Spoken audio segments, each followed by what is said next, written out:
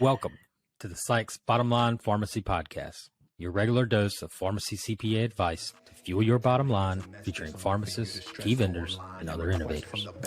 Well, welcome everybody to another episode of the Sykes Bottom Line Pharmacy Podcast, and today we have the wonderful Nicolette Mathey, wonderful client of ours. And Nicolette, so glad you're here. We saw you at NCPA show. You had a booth. And of course, Jen was there. I love talking to Jen and seeing Jen. She's fantastic. Tell us a little bit about what your experience was at the NCPA show this year. Yeah, absolutely. Thanks for having me. I love seeing you guys on the road and everything. And of course, we work closely together in both my companies, and then even my husband's fishing company you guys help out with. But I get in the middle of that one sometimes. Yeah, I know. I'm like, Scotty, tell him he can't buy a new boat. Is Scotty trying to get a invite? Right, see? Yeah, so Brian will email me a question and I'll answer it. And then he's like, see, Nicolette? I know. And then I'm in the middle. But it's a mess. No, but NCPA was good.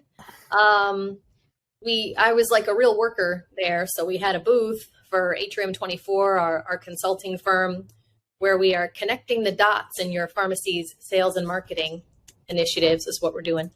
But the booth was really busy. It's always fun to see all of our pharmacy friends.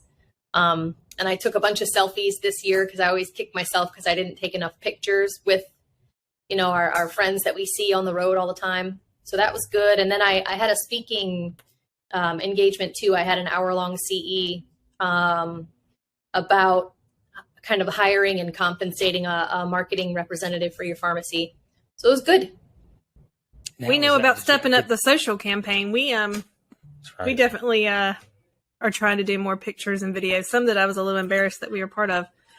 I'm not sure if you saw us doing some strange things in the walkway of the trade show this year. Yeah, I've been seeing all your guys' posts. I like it. I like anything kind of more just normal and relatable, I think, is nice, even if... Yeah, trying to be a little more personable. Yeah. Definitely outside of my comfort zone, some of the stuff we were doing. Oh, yeah. I don't think it may not be released to the the public. We haven't decided. Yeah, come on. Who cares? But we did a bunch of vendor highlights. Did we get Nicolette on there? I hadn't seen them all yet. I haven't gone through them all yet. We yet. got Nicolette on there. Well, I know anytime because I make a lot of videos, or even if I'm out like doctor detailing, I'll take a lot of selfie videos in my car, like reflection videos where I just talk. And anytime I question like, oh, should I publish that, or that's embarrassing, I say yes. I just do it. Just do it. Yeah. Yep. Yeah. Because everybody's learning every day. Everybody's making mistakes every day. Everybody's saying like, oh, next time I'll be better at that. And I think that's really engaging now, is things that maybe aren't so polished. So it's kind of being more just yourself, I guess. So people really are attracted to that. But, you did marketing in the pharmacy. So you got advertising, you got marketing.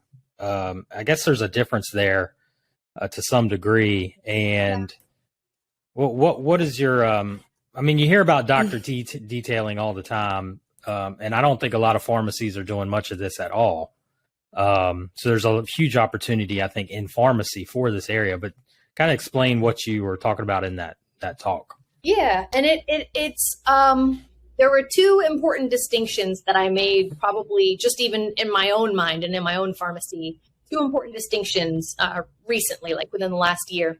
And the first distinction is you have perhaps different departments in your pharmacy. You have your workflow and operations as a department. And of course, that's essential to the pharmacy business. And we're all pretty good at that. And there's a ton of software companies, dashboards, analytics, even consulting about automation. Your operations. Yeah, all the automation, the inventory, compliance, accounting, all that stuff. So there's that. But then we also have to look at, there's another department in your business, which is your sales and marketing. And when I tell pharmacies that, and I say, so who works in your sales and marketing division, or how much, what's the budget for sales and marketing, or how much effort do you as the owner, if you don't have anyone in it, how much effort do you put towards sales and marketing? And I get a lot of blank stares, and I anticipate that because we have to think of it that way. Like somebody has to feed the beast. Somebody has to be like bringing the business in that we want. So that's one important distinction. And then the other one really is marketing. So then we say, okay, sales and marketing. I need to do marketing. What is that? That's just so nebulous. Like, it's not tangible. What do I do? Well, there's digital marketing, which perhaps is what we all think about. Like, oh, who can I pay? Who can I pay to do my marketing, right? You could pay people to do your digital marketing, and I have strong opinions about that whole aspect. But you mean like social media posts and all that good stuff? Yeah. Yeah, social media, website, SEO, blogs, all that stuff is digital marketing, and it's super important. And we invest a ton in that here in my pharmacy. And there's companies that are pharmacy specific and all that who do that. But what about your physical marketing? So that's that, sales and marketing is usually lacking in independent pharmacies. And then specifically physical marketing is lacking. And that is someone from your organization has to go out into the streets and talk to people. Knock on doors. Yeah. And build the relationships for sure. It's so important. And it doesn't have to be perfect. It doesn't have to be overcomplicated. It doesn't even have to cost you anything. Right. But just getting out there. But it's so uncomfortable, which I understand. I have plenty of selfie videos in my car that I haven't even shared with you all yet. That are just maybe I'm defeated. I got back in the car and they totally blew me off. But whatever. It's getting out there and it's the consistency. And then at Atrium, I've really in the past. Well, we just turned 3 last month. So in the past 3 years, it's just become so apparent that, because I consult all around and I used to work for the big firm and everything, but it's become so apparent in these past 3 years that that's what pharmacies really need help with. And that's where we can really help them. So I've hired, Jen is a true pharma rep. She's Eli Lilly. And then we have Brian. Brian is a pharma rep, and he's even been a rep manager for regional pharmaceutical companies and stuff. So he's on board now as our rep manager. And then we have a rep, Lisa, who's an independent pharmacy rep, and she's an old ex-pharma. We have David. So we have reps in a few different states now, and we have a whole initiative where Atrium is actually hiring them, training them on our process and our strategy for how to rep. But that's probably one side of the spectrum, and that's expensive. I mean, if you want to hire a real rep, a true ringer rep, and they're professional and that's what they do, that could be expensive. But then on the other side of the spectrum, maybe the owner just has to get out one day a week or one day every other week.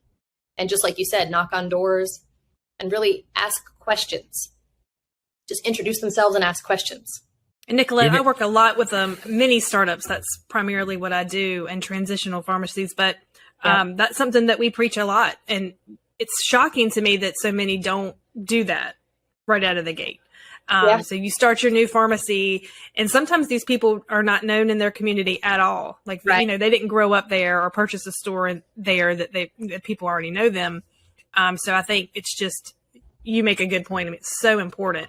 And I'm just interested. So you talk about sometimes being turned away, but is that really the norm? Or do you find that people, doctors or offices are pretty accepting to spend a few minutes with you? That's a good question. And you never know what you're going to get. But you're coming in on them. They might be having a bad day. They might be super busy.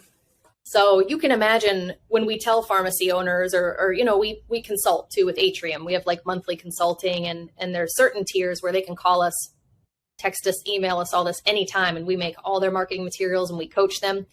They call us all the time when they're in the parking lot and they're like, what am I saying? Or I had a today. They're like, in this compound, what's this ingredient for? I'm at this ENT office and I had to explain it all to them. So with that, you can just imagine how many questions there are. But we pharmacists tend to get way too granular and complicate things way too much. We overanalyze everything to death. It's just part of the job.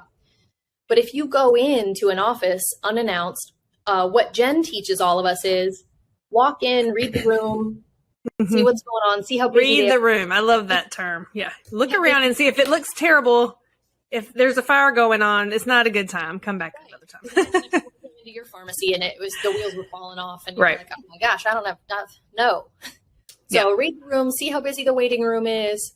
If they seem really busy, Jen will just go up to the front desk and is like, hey, I'm Jen from Palm Harbor Pharmacy. I was just in your area. I wanted to pop in and introduce myself. I can see you're super busy. So are there better days of the week that you guys see reps? Because some of them have policies. Like we only see reps on Tuesdays and Thursdays or whatever, certain times. Certain days they don't see reps. Certain days the doctors are in surgery. So you have to just kind of go and introduce yourselves. Just say like, hey, oh, I see. Ooh, you're having a day. I'm going to come back. What day is best for you? I'm just going to pop in. Is there a certain day or time So they appreciate that. And then you just leave. You don't even, but you note it down. So we use a CRM and we actually have a custom built CRM for Atrium for doctor detailing for pharmacies. It's really cool. But just however, even if you have to use a legal pad, just organize yourself so that you don't forget what you just learned. But when you do go in and it seems pretty chill and it's not, the waiting room's not full and the receptionist or whomever seems friendly enough, Jen will a lot of times just walk in and say, hey, it's Jen from Palm Harbor Pharmacy. I'm just stopping in. Can I talk with your doc for a minute? She kind of assumes she's supposed to be there or assumes that they will talk to her. You have to have confidence. If you come in timid and you act like they're going to tell you. You ask. Yeah. And you never know. I mean, you never know what can come out of that, right? I mean, you could get completely shut down or you could hit a gold mine right there. Yeah. And different things happen. Jen and I are actually putting together a CE presentation for next year. And I just loaded all the 2023 events in the Atrium industry calendar yesterday. I saw that last night. I made some notes myself of all the trade shows that are coming up next year and the locations. I was like, oh, she's got this all right here for us. Yeah, because it frustrates me because I can never find it. So I want to start putting all the state associations and everything in there too, and all the buying groups and all the smaller wholesalers. I want to put all those shows in there. So if anybody knows of any, let me know and I'll put it on the industry calendar. But we're working on a CE for next year, perhaps like a what to say when you go on a doctor detailing visit. Yeah, that's awesome. It's not obvious. And I imagine, like you said, I mean, when you go is probably a big key as well.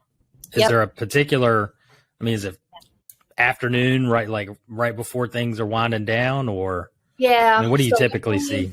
Yeah, definitely not Mondays. That's not a good detailing day. Fridays is typically not a good detailing day. A lot of them will have half days. Mm-hmm. But every office is different. And then you'll have, we work with a ton of podiatrists here and they have multiple clinics. So different doctors will go to different clinics on different days too. So it's a whole thing. You gotta know, you gotta do figure it out, your notes, do a lot of online research to see who's where. And then two, you gotta see what group practice are they with? So I was out visiting GI doctors a week or two ago, and so many of them have been bought up by Florida Gastro or something. So they have 50 something providers now because they just keep buying everybody up. So I would go to a clinic and I didn't realize they were part of Florida Gastro and they have their own pharmacy. Yeah. So, but I just tell them once I realize it's Florida Gastro and I'm already there, I just tell them, and that might not be exactly the name of it. I don't remember, but I'll just tell them hey, I know you have your own pharmacy. I just wanted to introduce myself. I own the pharmacy down the street. If there's anything that your pharmacy doesn't do or that you're sending your patients online to buy, I'm nearby and I'm happy to work with you guys and keep anything you want in stock so your patients can just come get it same day. So once you get in the door though, what's the strategy there? What are you looking to do necessarily? So you kind of walk in, read the room, assume that you can talk to the doctor. Hey, can I talk to your doc for just a minute, even in the hallway? And sometimes they'll say yes. Sometimes they'll say, oh no, he's with patients or he's busy. So we'll say, okay, is the office manager available? I just have a couple quick questions. No, they're whatever. Or sometimes they'll go check and they'll come back. They'll say no. Or, oh, give me your card. They'll go back. No. okay, well, is the doctor's nurse here? You know, it'll just take a minute. Then sometimes they'll just tell you, no. So you'll just have to tell who's ever at the front desk, just what you're trying to do. So you just tell them, if you brought anything, a lot of times I'll bring, I'm going to post a video about it, tomorrow, I think, a car selfie video, but I'll bring like a thing of chocolates with some like pharmacy themed ribbon on it and a little like brown craft paper bag with some pharmacy pens and branded sticky pads, mints. I do hear a lot about donuts, but I don't know if that works or not. Surprisingly, it does. It may get you past the front desk. Mm-hmm. Their attitudes seem to change drastically. Because I'll walk in and I have like a $9 thing of like fancy chocolates, and my team will put like the pharmacy sticker on it and the ribbon and all that. And I'll walk in and I'll have my little tote bag with my folders and my craft bags and my chocolates. And when I start asking at the front desk, who can I talk to? Who can I see? And they start blowing me off. And I say, well, that's okay. I'm sure you guys are busy. Let me just leave this little goodie with you that the girls put together. And then like their face lights up. You bring food, it changes everything. Changes the whole game. Especially some sweets. Oh, yeah. I know. We love sweets at the pharmacy. I get Who so doesn't? mad. I know, because I packed this healthy lunch and then like 1:00, I'm like, okay. Yeah, somebody brings something in. What's happening? The box of chocolates. But when you go to a doctor, you're there for a reason. It's a particular compound or something you have in particular to that's very maybe profitable for the pharmacy that you're trying to achieve there. We do. So that's my job at Atrium as the kind of like the clinical analyst. We have because we can make this as complicated as we want to, right? And that's my job to like really dig in and say like, okay, if you can curate an opportunity to be in front of a GI doctor in your area, exactly what is the most profitable way that you can work with them? Of course, while helping patients and helping them and like solving all these needs, but you're never going to solve all the needs for all the providers in your area. So you might as well, if you're going out and targeting certain business, you might as well target stuff that you want, stuff that's going to be potentially profitable for you, I say. So at Atrium, we have about 25 to 30, different like physician specialty programs. And GI, for example, I'll pick on, we make cell sheets for the doctor. So it's kind of a nice leave behind for you. And it gives your messaging, like it tells all the conditions that you can help with, all the types of custom compounds you make, even like DME, over the counter, wound care, supplements, all the different things that you can do for that type of office. That's neat. Yeah, that's good. And that takes a long time, not only clinically, like what wording are we putting on here or whatever. And I even work with the big compounding companies with their clinical departments to ask them, what are your most commonly downloaded formulas for this specialty or for this one so we have really good relationships there throughout the compounding community. And we're always tweaking it. But then on the regular PBM prescription side, we have a data analytics program where I'm able to analyze the dispensing data from over 200 pharmacies right now every night. So I can see what is potentially profitable. And then when I look at it, I look at perhaps therapeutic categories and I'll kind of break down. So when I go in to do some clinical research, and we have another clinical pharmacist, Annie, who works with us here at Atrium too, because it's just too much for me to do anymore and then do all the business stuff. But we look at the data set, we look at all the compound databases. We have our pharma reps where we're like, all right, help us put together the sell sheets, like what messaging is actually going to resonate. We take all that information and then we're like, okay, this is what we should put in a GI marketing packet. And then, so we have like 25 to 30 different packets for like podiatry, GI, cosmetic surgery, pain management, PCP, all kinds of the different dentistry, orthodontics, all the things you can imagine. And then for our premier members at Atrium, we custom brand all those pieces for their pharmacies. They're in the portal. So literally all these pharmacies have to do, I tell them like, let's say you're out and about in town and you meet at your kid's ball game, you meet like someone who works at the surgery center. Well, you should be able to go back to your pharmacy, print out that packet that's already branded for your store, put it in a folder and go. Because that stuff takes way too long. Like, oh, now I have an opportunity. Now I got to go back and figure out what I want to tell them. And once you get in the door like that with a provider, I mean, you've pretty much sealed that relationship, so to speak. I mean, you got to keep nurturing that relationship, but once you're in, right? Yeah, you just have to do a good job. And of course, once someone local in your community experiences the difference that your pharmacy provides, then they're like, oh, I would never go back to just blindly sending my patients to a chain and they don't get taken care of properly or whatever. But then it just comes down to consistency. So that's in your CRM, and like pharma reps, they'll have their A list, their B list, their C list. And like the A list are ones that they're kind of maybe visiting every single week and they're working on and they're trying to maybe prove themselves or get the attention. The B list, they don't need as much attention. You know, you could just pop in once a month instead of once a week or whatever. Mm-hmm. And then your C list, either they're not being responsive, but you don't want to abandon them completely. So you even go maybe a little less frequently, or maybe they're just doing well and they're kind of on autopilot. But like you said, you don't want to completely forget about them. So you have to pop in every now and then. Mm-hmm. That's really interesting. So, you know, I've always considered the relationship part, but it sounds like just as, you know, the other half of it really is the research of figuring out what the need is and what's profitable and what, you know, you can do to help. So that's a big part of it. Yeah, it's both really. Yeah. And our goal is for our pharmacies to focus on the relationships because that's hard. And no one can do that for you. Right. But that person. Mm-hmm. But if we have everything ready on the back end, you know, like we say, kind of Atrium's like your back office on your sales and marketing. Like we will make sure that you have really nice, sharp, strong branding. Quite a few pharmacies now who come on with us, we do a complete rebrand for them. Do you do that, or do you outsource that to somebody? We have graphic design. We do it. Oh, that's cool. Yeah, because it's necessary. Yeah. So we're like, you know, they come in, no offense, thousands of pharmacies around the country, but they come in with their clip art, more than pencil logo.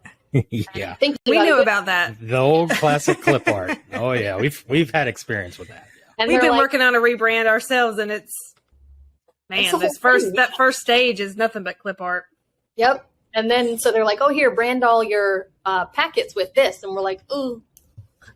We're like, since we're just jumping in, getting started, you want to refresh this? Do you want to, you know, and that's a lot of fun, actually. We did a rebrand for a pharmacy in North Carolina, and they're wonderful to work with. And they love the rebrand so much. And they were also going through a remodel at the same time that they came on with Atrium. So they've done an entire rebrand. They have a ton of like clinical and functional medicine forms, but you know, it was stuff they had made over the years or whatever. So it was just Word and it wasn't formatted all very well. It was very strong clinically and it served its purpose, but we were like, you know, let's breathe your new brand into all this stuff. And they got new like shirts embroidered with the new logo and the whole branding scheme. They got a new sign put out front. They got everything remodeled. So now they went from, you know, like a mom and pop looking good, smart people organization. And now they went to like Amazon branding or something, you know, like real strong branding. Yeah. So I think that makes a big difference. It does. It does. And especially when you're going to go out marketing and you can present yourself with that brand, but then with all that strong content and special programming in the back, it matters. It matters to the team. I mean, the team is on board, and then you look professional on the outside. So exactly. Go ahead, Bonnie. Well, I was going to say, this just hit me as a little off topic, but you know what this reminds me of, this whole process? When we first got started in pharmacy accounting, this is basically what Scotty did for like a year. Yeah. About 10 or 12 years ago. Knocking on doors? Knocking on doors. Going around all the pharmacies and just walking in. Yeah, I went to Virginia, North Carolina, South Carolina, knocking on pharmacies' doors and, you know, introducing Sykes Company. So I have doctor detailed, accounting you detailed. Have. It just hit me. I'm like, you have I got shut down all the time. But I had some success as well. And I noticed one time I had a whole day of visiting pharmacies, and I looked down at my feet at the end of the day. I had 2 different shoes on the whole time. Oh, no. So But yeah, I've been there, done that. It's I like doing that kind of stuff. So it was fine with me. But Nicolette, what about those pharmacies in the rural areas that there's not a lot of providers? They may be the only provider in their communities. What do you say to folks in those situations? We work with a lot of rural pharmacies, and it's interesting. You're right, because when I talk to them, they're like, "Oh, we have 2 nurse practitioners and one doctor in town, and we already know them. We already work with them, and we don't have they're not going to utilize our cosmetic surgery program, yeah, or anything like that." They're like, "We don't have all these specialists," but I tell them, I don't care if you're selling hats or you're selling pizzas or whatever you're selling. You have to put a marketing strategy behind it, and you have to determine who your buyer is, your consumer. So do you want to sell stuff and work with local businesses? Do you want to start doing vaccines and screenings in local factories? Do you want to work with the schools? What? Because you have a business, you have to grow. You have to stop just doing a high volume, low margin prescription dispensing. So what can you make money on? You want to sell hats? Let's sell hats. It doesn't matter. And they once we dig in, they do a lot between their vaccine programs, between their diabetic shoes, their nutrient depletion, diabetes education. They do a lot of different things. They do more in rural pharmacies than they give themselves credit for. So it's more along the lines of finding that area that's profitable for them, that they enjoy doing, that fits their community, and really running with that with the marketing program behind it and growing that area. Yep. Yeah. We say, what can you do that aligns with your patients, your payers, your providers, and your passions? Yeah. We get that question a lot. People, they want to know, what are other people doing? And we can give that information. But I think what I'm hearing you say is you really got to figure out your particular community. Like you said, it could be hats. It could be something completely random that's very different from what works for someone else. Sometimes those T-shirts can fly off the shelf. I'm telling you, with the right rebrand or the right logo. Right. Yeah. Yeah. You never know. Boutiques. A lot of pharmacies do gifts and boutiques, and a lot of people in pharmacy consulting kind of poo-poo that, but those are really good margins. Yeah. So if it works. Yeah. I know in our pharmacy, we have a really strong DME rental program. Mm-hmm. So we rent knee scooters and wheelchairs, and we rent some walkers, but the knee scooter rental program has been huge. I want to say we charge a $50 deposit and then $35 a week with a 2-week minimum. And we just keep running out of knee scooters. We keep having to order more. And the team will, when they get them back, they'll sanitize them and tune them all up. And we have a 19-year-old clerk, and he'll ride it all around. I guess he fell off the other day. I'm like, can you sign a waiver before you do these things? But that's a great thing to market too. When I go to all the local podiatry clinics, if I find out that they're a podiatric surgeon, I'll let them know about our rental program. Right. Oh, you're doing surgery on people's feet.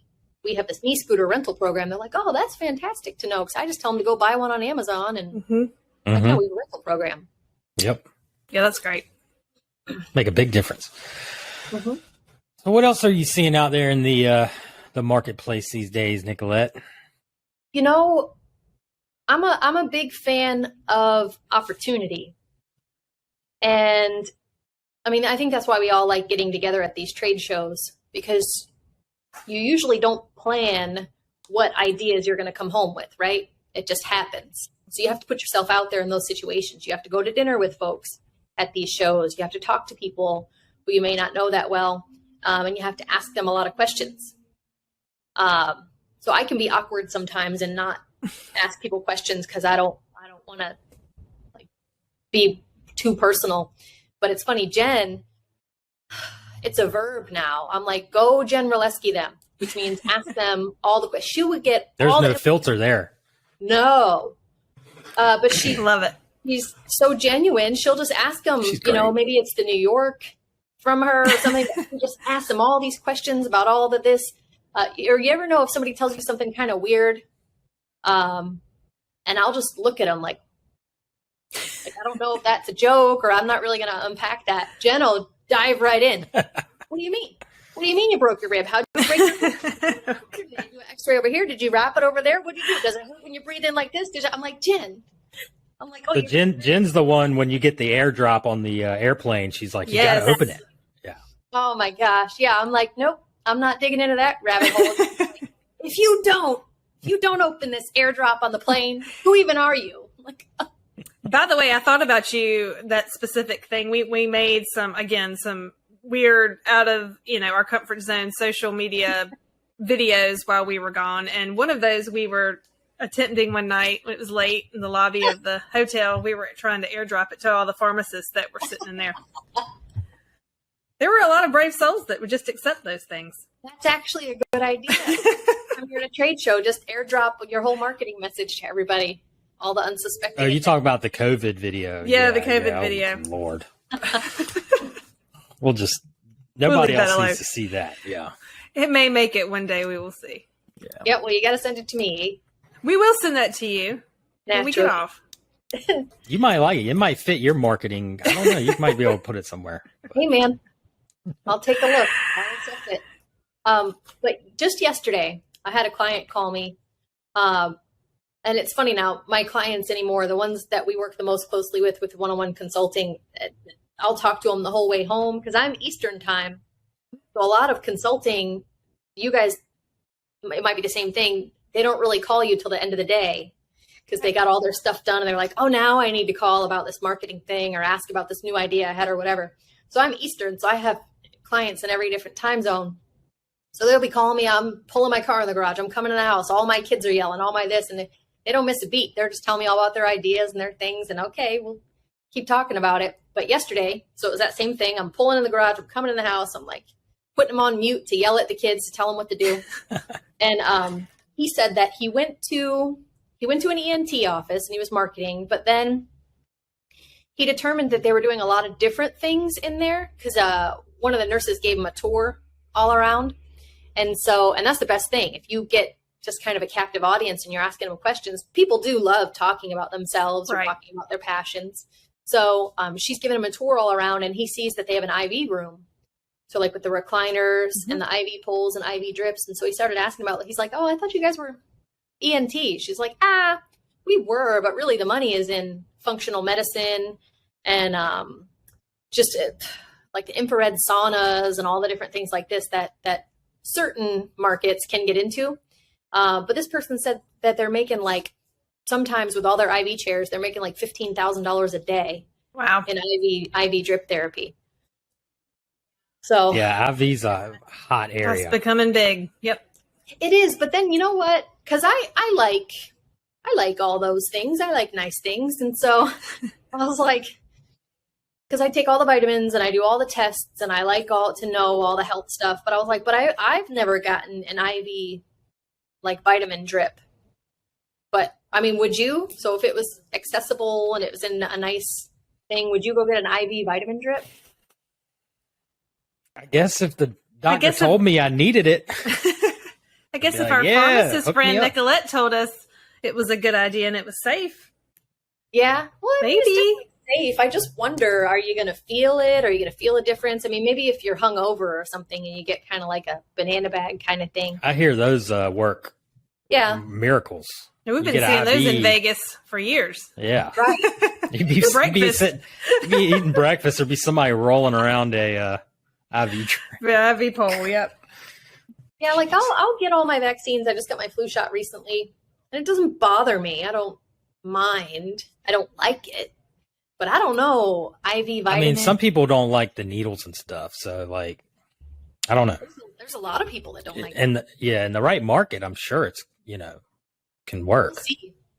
But I have a doctor friend, like I mentioned to you, coming into this office. So we're moving some stuff around, and he's going to come in and start a weight loss clinic. He does his own concierge clinic, and it's funny. I've known him for over 20 years. He used to be my PCP, and he's kind of an odd duck, and I mean that in the nicest way possible. He just does his own thing. He's got like long hair, and he plays the guitar, and I like it because he doesn't conform.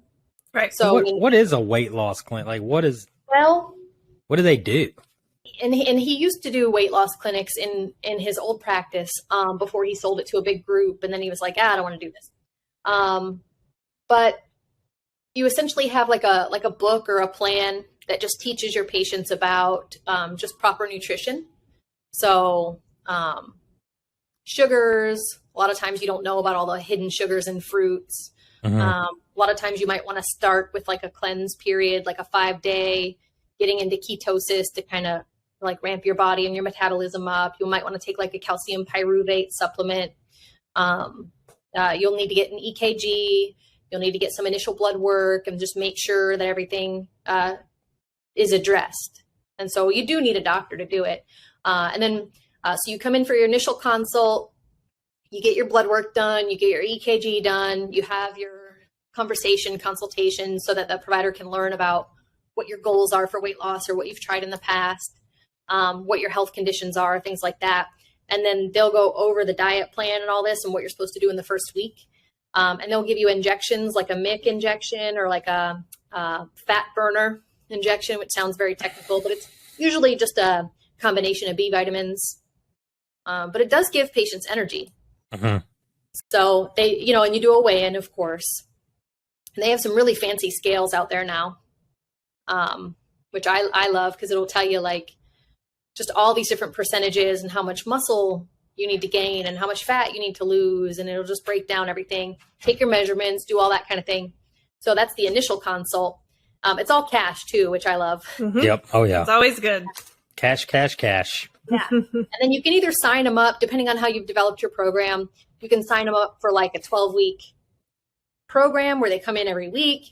You can charge them just weekly to come in and have their weigh-in, their MIC injections. The problem is, and my doctor's not too happy about this, but a lot of patients expect phentermine, or they expect the diet pill, like the appetite suppressant prescription, and he doesn't like it. It stops working after a while. Yeah. And I mean, it's a little bit of a crutch, but patients love phentermine if they're trying to lose weight. So we're talking about that. He might prescribe a little bit of it, but then that's kind of the whole point of the weight loss clinic. You got, the part that really works though is the education about nutrition and then the accountability. That's what I was going to say, because nutrition is, the average person has no idea about nutrition. I mean, right. We just don't, we're not, yeah. I mean, yeah. I don't know anything about nutrition. So yeah, I thought I did, but I really didn't. I did one of these weight loss programs myself earlier this year. I think I lost like 10 or 15 pounds. But my husband did it. And so he can't even look at a carb, poor thing. He's just a big, solid guy. So he does really well if he goes on like kind of a keto program but he can't be just running around eating snacks. So, right. Yeah. So we did this weight loss program with the local, like renowned doctor in town with all the billboards and all the program and all the thing. I really I was eating a little too many snacks, after the pandemic. So I could use a little fluff. But we all. Yeah. But I really wanted to learn about the program. So what does the visit entail? What equipment do they need? What supplements are they pushing? And I learned a lot about it. And so I've been throughout the year kind of convincing my physician friend to come in and we'll start our own clinic. Because on the pharmacy side, I'm like, okay, let's get some healthy snacks like the KEHE distributors is a big one. And I know Michael Muniz in Texas has kind of this model that I really like. I've been talking with him quite a bit. So all this kind of stuff is fun. Yeah. Like let's start a program and let's make our patients healthier and let's become a destination for some fun cash wellness. Services. Yeah. It's something wellness. Other than filling a script. You got to do something else. Yeah. It's wellness. So it's need prescriptions and we'll help them. Yeah, absolutely. But imagine if you could have a patient like lose 20 pounds, they might be able to get off of a lot of medications and you could start deprescribing. So exactly. If I sell them a bottle of vitamins once a month, I'll probably make more money than filling 6 of their scripts, and they'll be a heck of a lot healthier for it. Yep. So, and they're probably going to be taking a lot more than one vitamin. Oh yeah. 2 or 3. I love vitamins. Yeah. Too much. Well, you got to take a probiotic all the time. B vitamins, magnesium, maybe maybe a fish oil. Like there's a lot of vitamins that we should all be taking every day. But Nicolette, so I guess we're coming up on our hour here. Appreciate you obviously getting on with us today. Always glad to have you on. And we always end the podcast here with the bottom line, obviously, the Bottom Line Pharmacy podcast here. So what would be your bottom line for our listeners out there today? Well, I could sing it for you like Kendall does. I could do that. I know he likes to get on there and rap. Kendall's actually on vacation, so he is. Yeah, we missed him He hated today. to miss this one, but. I mean, I could fill in. I don't know, but I'll spare you. Yeah, there we go. Bottom line, I would say you do more in your business than you give yourself credit for. You do. You really do. If you start listing out all the things that show up on your P&L as income, you do a lot of different things. And probably the people in town don't know that you do that. So without overcomplicating it, I would just go out and try to go on like 3 detail visits in the next week. You don't even have to bring anything with you. Just bottom line, go introduce yourself, give them your business card, and just ask when would be a good time for you to come back and follow up. And that's how you start.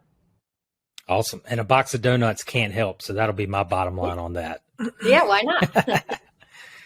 Somebody will eat them, I guarantee. Yeah. That would be my bottom line, is someone will eat the food, the donuts, the snacks. So maybe when you come back the second time, they'll let you in a little bit further into the office. Yeah, exactly. No, but really, what I've learned today is how important the research is. I mean, I knew about the contact and the detailing and how important that was, but to know your community and know what's needed and what's lacking maybe is huge. And get outside of just filling those scripts. Absolutely. Yep. Well, thanks, Nicolette. Again, appreciate you coming on, and we're going to have you back because you're one of our rock stars. So many things to talk about with Nicolette. I know. Yeah. All right. Thank you all for listening, and until next time, we'll see you again. Thanks. Sykes Company. We the best. Sykes Company. Your accounting is a mess. There's no need for you to stress. Go online and request from the best. We the best. Sykes Company.